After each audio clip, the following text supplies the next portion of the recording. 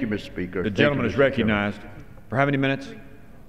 3 minutes. The gentleman is recognized for 3 minutes. Thank you, Mr. Speaker. I rise today in support of H.R. 2903, the FEMA Reauthorization Act of 2012, and particularly Section 102, which authorizes the Integrated Public Alert and Warning System. Section 102 is very similar to H.R. 3563, legislation that I introduced last year to authorize IPAWS, as we call it, which was reported by the Committee on Homeland Security in March.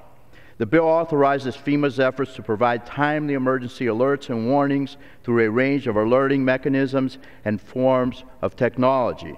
Emergency management officials, including officials in my home state of Florida, have stressed the value and importance of IPAWS to me personally. The National Emergency Management Association has publicly supported my IPAWS legislation, and I'm pleased to see they support this bill as well. The Subcommittee on Emergency Preparedness, Response and Communications, which I chair, has conducted robust oversight of the IPAWS program during the 112th Congress, having held multiple hearings and a briefing on the topic.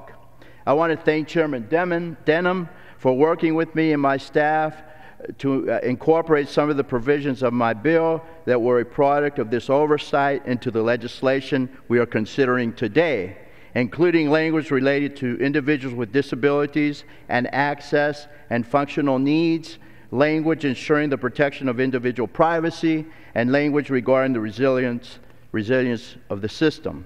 I'm disappointed, however, that language I suggested to include a specific reference of the system's applicability to acts of terrorism was not incorporated into the bill.